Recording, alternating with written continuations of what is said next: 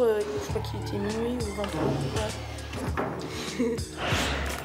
Mais ce n'est toujours pas fini. Ce soir, réunion avec le directeur pour faire un point. Chaque élève va bientôt partir en stage. Une première expérience professionnelle avant le Tour de France qu'ils effectueront à la sortie de l'école. La réunion est importante. Le directeur ne supporte pas les retardataires. Vous n'avez pas de montre? Ils sont où? Alors Sylvain, l'heure. Allez, mène-toi. Bon. Donc votre arrivée dans les sièges d'hébergement se fera donc le dimanche 7 novembre dans la soirée. Bien. Vous serez accueillis. Moi, ce que je veux, c'est que chaque élève arrivant dans un siège, la première chose qu'il doit faire, c'est appeler l'institut pour dire « je suis arrivé ». Ça, il faut que vous sachiez que c'est très important pour moi. Parce que nous, le dimanche 7 novembre, on est là tous jusqu'à minuit pour être sûr que chacun est arrivé là où il doit arriver. Le soir, vous êtes dans les sièges, il y a un repas avec les itinérants, on est propre. Vous le faites une fois, vous ne le refaites pas une deuxième fois. Tout ça fait partie d'un système. Respectez-le et vous allez passer une période magnifique. Et d'autres après. Soyez clean et on vous défendra jusqu'au bout. Soyez tocard et on vous laissera tomber. C'est clair. Les élèves vont enfin se coucher. Il est minuit. Une heure plus tard, alerte incendie. Nous sommes en plein mois de novembre.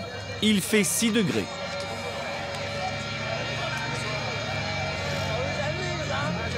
Bon, bah, c'est habituel. C'est tous les combien? Pas toutes les semaines, mais toutes les 2 semaines. Les élèves sont dissipés, ce qui n'est pas au goût des surveillants. La sanction tombe. Voilà, messieurs, vous avez voulu jouer, vous restez un quart d'heure de plus ici. Une demi-heure. Et les élèves vont rester 20 minutes dehors. Ok, on vous a dit de faire le silence. Arrêtez là. C'est long une demi-heure. Hein.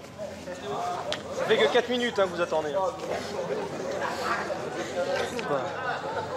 Maxime, Benoît, va bien. Après l'appel, ils vont enfin pouvoir aller dormir. Il est 1h30 du matin.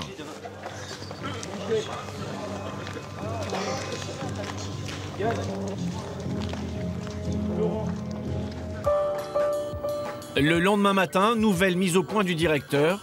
Dernier compliment avant le départ en stage.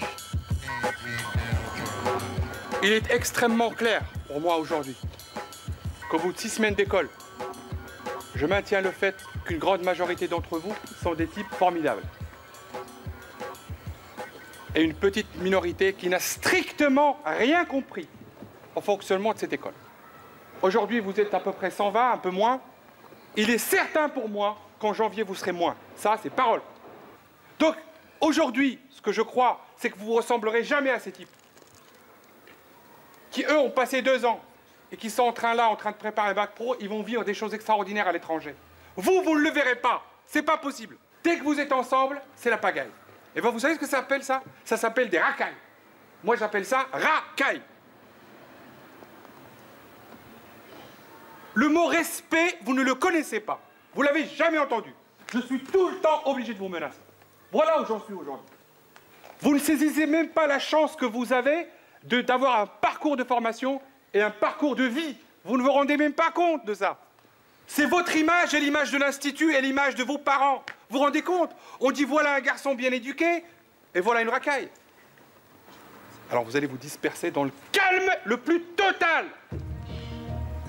La discipline, chez les compagnons, une seconde nature. Mais cette école revendique un excellent taux de réussite au CAP. Ici, la formation dure 3 ans, le minimum pour devenir compagnon.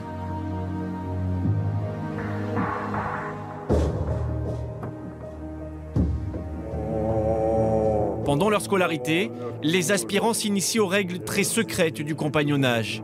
Le règlement est le même depuis le Moyen-Âge, et mieux vaut le respecter à la lettre. Les valeurs du compagnonnage, travail, fraternité et solidarité.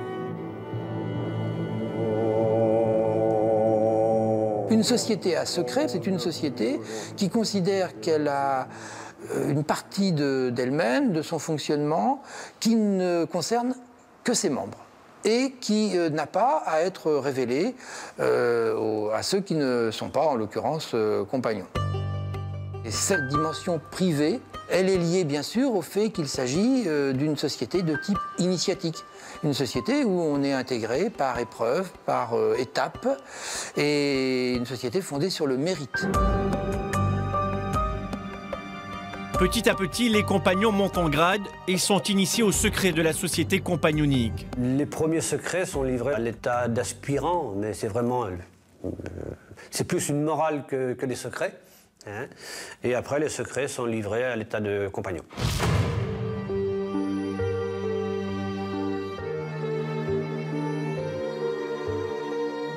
Le compagnonnage, une institution qui existerait depuis 11 siècles. Une rigueur qui va jusqu'à l'excès et qui a peut-être pu entraîner la mort. Pour l'honneur, Alain Dubois se serait suicidé. En tout cas, c'est la version officielle. Mais la thèse du suicide est loin de satisfaire sa maman. Pour elle, on a tué son fils.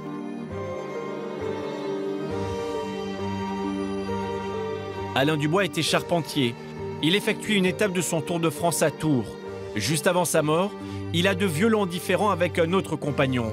Pour tenter de comprendre ce qui s'est passé, sa mère a créé un site sur lequel elle recueille des témoignages. Elle avait insulté un compagnon à une fête dans les environs et qui lui avait fait un bredonneur. Et que ça avait été vraiment la goutte d'eau qui avait fait déborder le vase. Alain Dubois ne veut pas se laisser faire. Le lendemain de sa violente altercation, il revient avec 2 amis pour intimider son adversaire. Mais très vite, l'affaire prend de l'ampleur. D'autant qu'il est connu chez les compagnons pour avoir du mal à respecter le règlement. Quelques jours plus tard, le jeune homme est convoqué à Pau pour un conseil de discipline. Il risque la radiation. La veille du conseil, il contacte sa mère d'une cabine téléphonique. Il nous a téléphoné la veille de son décès, en fin de compte, le jeudi soir, le 10 septembre. On a discuté pendant 1 heure, je crois bien. Tout à fait détendu, vraiment détendu. Et tout à fait normal, gai, normal. Il a un comportement normal et même plutôt joyeux. Il explique à sa mère qu'il vient de s'acheter un élément indispensable pour son métier, une calculatrice. Il avait acheté cette fameuse calculatrice qu'il regardait depuis au moins 6 mois et qu'on devait lui payer, c'était entendu depuis longtemps. Je vous dis, il venait de l'acheter. Alain Dubois arrive à la gare de Pau le 10 septembre, à la veille de son conseil. Il est 21 h. Il est attendu par 3 compagnons itinérants. C'est ce que précisent les procès-verbaux de la police. Ils ont pour mission de l'amener au siège compagnonique à Lons, dans la banlieue de Pau, où doit se tenir un conseil de discipline composé de 12 membres. Nous avons retrouvé un compagnon qui a reçu des confidences sur la manière dont s'est tenu le conseil de discipline. Par peur des représailles, il témoigne à visage masqué.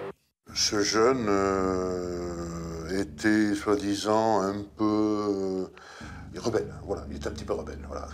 Donc, c'est vrai qu'il n'acceptait pas qu'on lui dise « fais ce que je te dis, ne fais pas ce que je fais ». Vous savez, le jeune, moi je pense, parce que c'est comme ça que ça se passe en principe, hein, il s'est retrouvé devant un tribunal.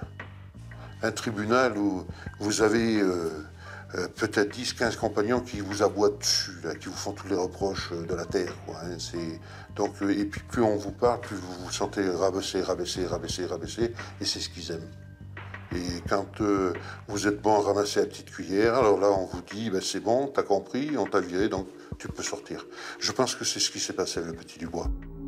Le soir du 11 septembre 1998, la sanction tombe, exclusion immédiate. Corinne Herman est juriste au cabinet d'avocats de la famille d'Alain Dubois. Elle a longtemps enquêté sur les compagnons et sur leurs rites très durs. On nous parle aussi d'exclusion des compagnons à l'aide de rituels qui sont des rituels de punition.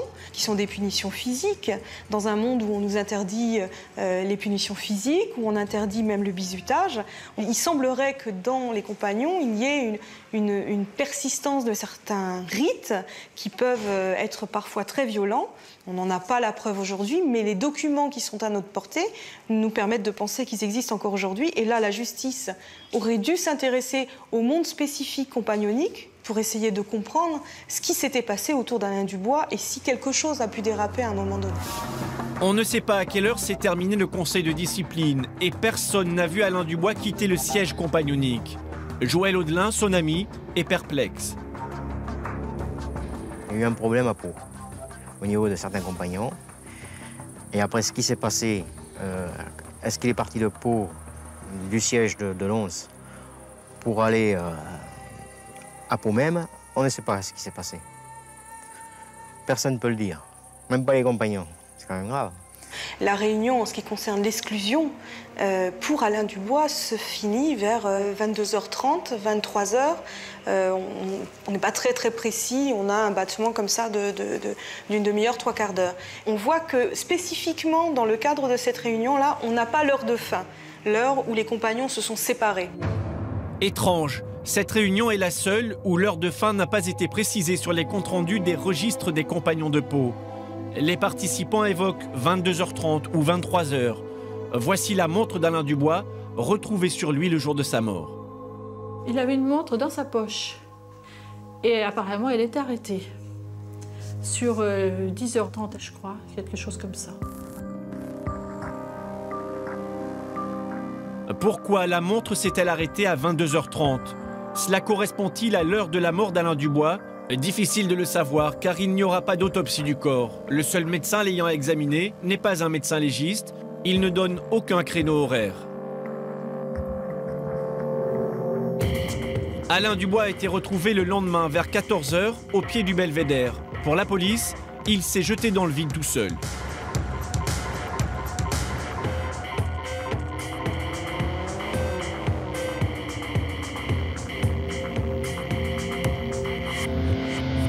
Son corps a été retrouvé couché sur le dos, les jambes en chien de fusil. 2 fractures au bras et à la cuisse droite, les habits déchirés, mais pas de sang sur le sol. Encore plus étrange, les parents ne seront prévenus que le lendemain. La mère d'Alain ne comprend toujours pas pourquoi. On a fait l'inventaire de tous les papiers qui étaient dans le portefeuille et dans les poches d'Alain.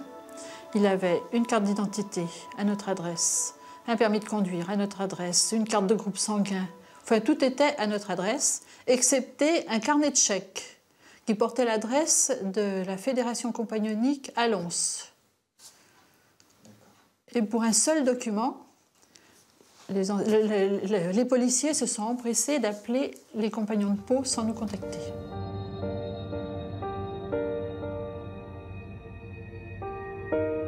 Les compagnons prévenus par la police avant la famille, surprenant. Dès qu'elle est contactée, la mère d'Alain Dubois décide de se rendre à Pau.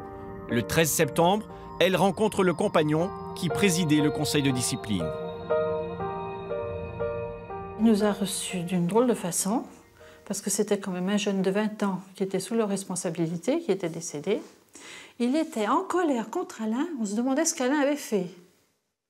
Il nous a plutôt mal reçus. Il a dit oui, Alain était insupportable, on ne pouvait pas le garder. Enfin, vous voyez, que des reproches. Nous souhaitons rencontrer le responsable de Pau qui a présidé le conseil de discipline. Ça me fait plaisir. Il nous reçoit, mais refuse de nous accorder une interview filmée. Je ne vous cache pas que je comprends les parents. Et je comprends leur peine et je me mets à leur place. J'aurais, je pense, fait la même chose. Mais comme je n'ai pas de réponse précise, comme je n'ai rien, je ne veux surtout pas formuler des hypothèses qui ne seraient pas exactes. Si on accepte la thèse du suicide, certains éléments sont troublants. Le lieu où le corps a été découvert suscite des questions. Le corps est tombé sur un terre-plein en gazon, juste derrière ce muret, invisible pour les promeneurs qui passaient en contrebas.